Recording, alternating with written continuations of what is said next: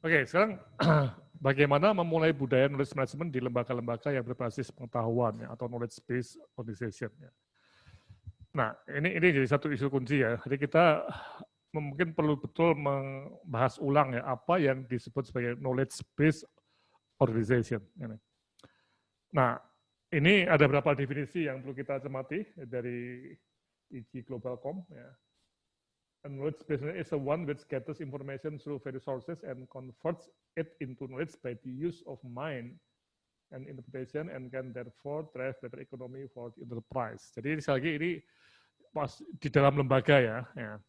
Yang artinya memang kita menggunakan pengetahuan itu untuk mengembangkan dalam kutip ini menteri swasta ya kekayaan ini. Makanya ini yang tolong dilihat ya, ini kita menghadapi dunia yang semakin tidak adil, lembaga atau perusahaan yang canggih-canggih, yang pintar-pintar tadi ya, itu semakin lama semakin pandai mereka. Tapi yang miskin semakin miskin, jadi disparity ekonomi memang semakin berat ya. Kemudian yang lebih tidak berbasis keuntungan ya, atau kekayaan, ya. Nah ini knowledge based organization adalah suatu organisasi yang tergantung pada kemampuan atau kapasitas SDM-nya untuk menghasilkan, mendapatkan, dan menggunakan pengetahuan untuk meng-create produk atau service-nya. Jadi pelayanan misalnya rumah sakit itu berbasis knowledge, bukan sebuah produk yang hanya misalnya otot saja ya, tapi knowledge. Bagaimana dokter mendiagnosis, dokter memilih terapi sampai mengawasi terapi dan sebagainya. Perguruan tinggi jelas ini menggunakan knowledge untuk memberikan kuliah, penelitian, dan pengabdian pada masyarakat. Ya, jadi ini knowledge based organization. Ini beda sekali dengan misalnya lembaga yang lembaga preman misalnya yang memeras toko-toko di suatu jalan. Ini bukan knowledge. Walaupun dia juga mempunyai knowledge sedikit ya, tapi dia penting kekuatan otot tadi ya. Oke. Nah, di sektor kesehatan ini banyak contohnya. Rumah sakit, FK, FKM, Poltekkes, Dinkes, BPJS, dan sebagainya. Ini adalah knowledge based organization yang kembali tadi pada tujuan tadi ya. Apakah mereka menerapkan atau tidak? Ternyata dalam sehari-hari ada yang menerapkan, ada yang belum menerapkan. Nah, ini yang dalam masa COVID ini yang ketika tidak menerapkan pengetahuan tadi, itu risikonya terlalu tinggi ya. Sampai ada staf rumah sakit yang meninggal, ya memang ini bisa kecelakaan, tapi juga karena ada kelalaian atau ketidaktahuan juga bisa terjadi ya. Namun ini jadi satu ukuran, indikator yang menarik ya. Berapa staf yang meninggal atau terkena ya. Berapa pasiennya, berapa jumlah persentase. Ini hal-hal yang sangat terkait juga dengan pengetahuan, knowledge tadi. Nah, sekarang pertanyaan menariknya, apakah semua staf nih, jadi ketika bicara rumah sakit ya, kita fokus rumah sakit ya, apakah sudah menyadari bahwa pengetahuan merupakan dasar untuk efektivitas bekerja? Nah, ini terkait budaya organisasi dalam pandangan terhadap pengetahuan. Nah, ini. Jadi budaya, culture, jadi apakah lembaga kita itu menganggap pengetahuan itu sebagai aset tadi ya, yang memang dibutuhkan untuk menyelesaikan masalah atau meningkatkan efektivitas lembaga. Nah, ini jadi satu isu yang menarik, karena kita akan mulai melihat apa itu budaya organisasi. Ya. Kita bisa melihat ya, budaya organisasi itu beda-beda ya, seperti McDonald, restoran itu budaya organisasinya itu adalah semua orang harus kelihatan bekerja, giat tadi, dinamis ya. Sehingga di McDonald walaupun tidak ada tamu, tidak ada yang makan misalnya, itu pegawainya harus membersihkan meja, harus cuci piring atau kaca dibersihkan walaupun sudah bersih ya. Ya, itu untuk melihat bahwa memang harus bergerak ini. Dan untuk memberikan citra bahwa ini adalah organisasi rumah makan ya untuk orang-orang muda. Ya, jadi ini budaya ini ya. Atau budaya di Akabri, di Akmil atau di Akpol itu menarik ya, yang senioritasnya antara kadet tingkat 1, 2, 3 itu beda-beda. Yang tingkat 3 tentunya sangat ditakuti dibanding yang tingkat 1 ya. Jadi militaristic culture itu ada. Ini budaya. Jadi artinya kalau kita lihat ada satu cara, the way people do things, cara orang-orang di sebuah lembaga itu untuk berlaku ya, berbuat ya. Nah, jadi ada norma-norma yang berbasis pada belief, ya, kepercayaan, sikap ataupun nilai dan juga pola perilaku yang di-share oleh orang-orang di organisasi ya. Ini bagian dari ciri kita ya. Oke ya. Nah, Koch dan Russo menyatakan bahwa budaya adalah cara anggota-anggota organisasi dalam berpikir, berperilaku, dan mempercayai sesuatu. Ada nilai-nilai etika dan norma-norma yang harus ditaati oleh anggota. Sein mempunyai semacam yang lebih dalam lagi, yang intinya saya terjemahkan adalah pola keyakinan dasar bersama yang dipelajari organisasi saat memecahkan masalah akibat pengaruh eksternal dan juga adanya ketidakcocokan internal yang terbukti, nah nih, bertahun-tahun berjalan dengan cukup baik untuk dianggap valid ya. Jadi ini adalah keyakinan. Ya. Nah, budaya diajarkan pada anggota baru organisasi sebagai cara yang benar untuk memahami, memikirkan dan merasakan terkait dengan masalah-masalah itu. Nah, sehingga menurut saya ada 3 dimensi budaya, ada artifak, ada nilai-nilai yang diacu, dan ada asumsi dasar. Nah, nilai-nilai yang diacu dan asumsi dasar ini memang satu hal yang sulit ya, tapi kita akan lihat. Nah, sehingga nanti ini ada pertanyaan-pertanyaan ya, Mbak Lelit, pertanyaan sudah bisa masukkan? Yang ya sudah, yang survei. Coba sambil kita membahas ini, tolong Bapak Ibu semua mengisi surveinya ya sekarang ya, sambil kita mencoba, nggak usah pakai nomor ya, anggota ya, atau asal ya, kita ya survei.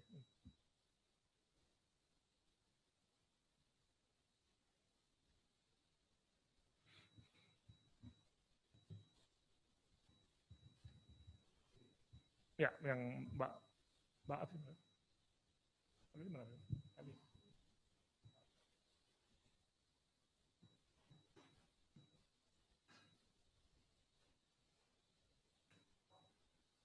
Sudah? Ya, sudah bisa? Ya, next. Ya. Belum? Ya ini. Coba di-share-kan ya, di-share di mana? Dimasukkan di mana? Di-share ke itu ya.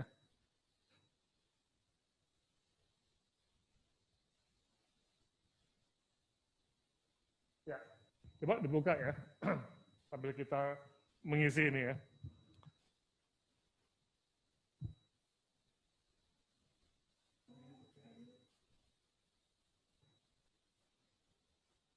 Sudah?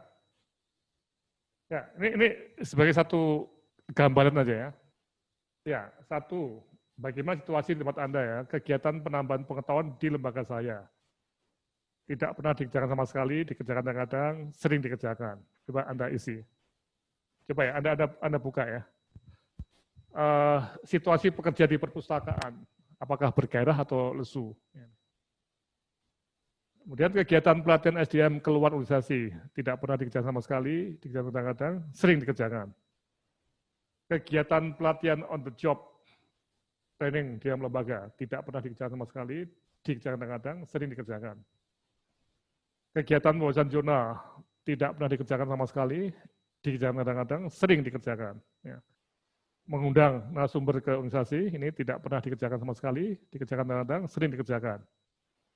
Mengundang konsultan, nah ini juga sama, tidak pernah dikerjakan sama sekali, dikerjakan kadang-kadang, sering dikerjakan.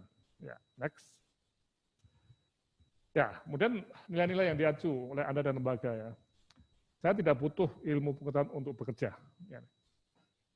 Ya, seperti itu saya, atau tidak seperti itu. Ya. Tolong yang apa adanya aja ya, kita pengen tahu aja ya. Jadi ini nanti kita akan coba lihat ya, jangan dianggap yang terbaik ya, apa adanya. Pimpinan saya tidak hirau akan pengetahuan.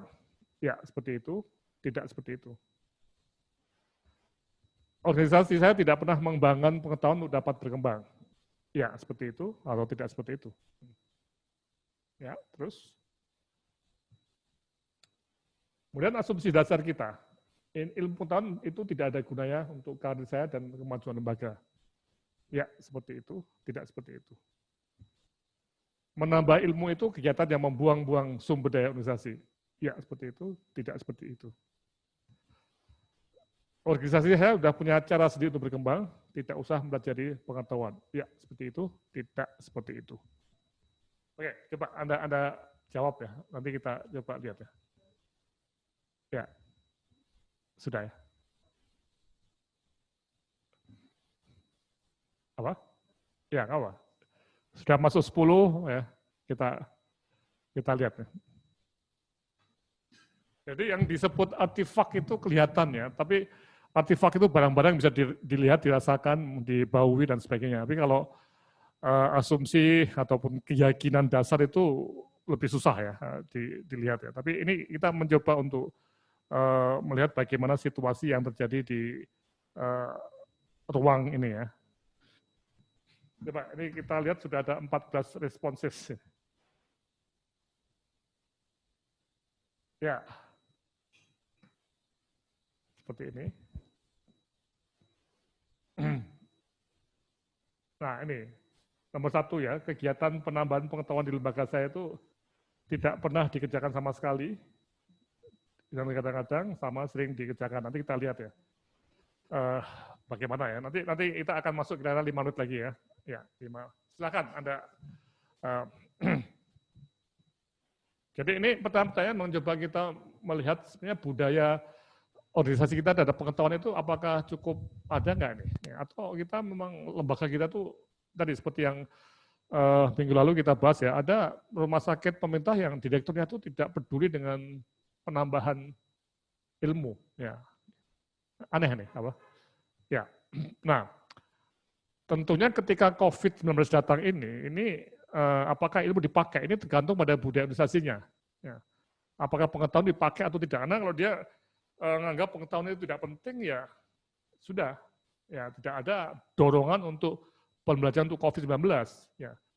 Kalau itu sudah tidak ada untuk COVID, kita bayangkan ya, COVID yang sangat berbahaya, yang punya keganasan tinggi yang bisa mengenai lembaga dan stafnya itu tidak dihiraukan, itu berarti untuk kasus-kasus topik lainnya lebih parah lagi tentunya.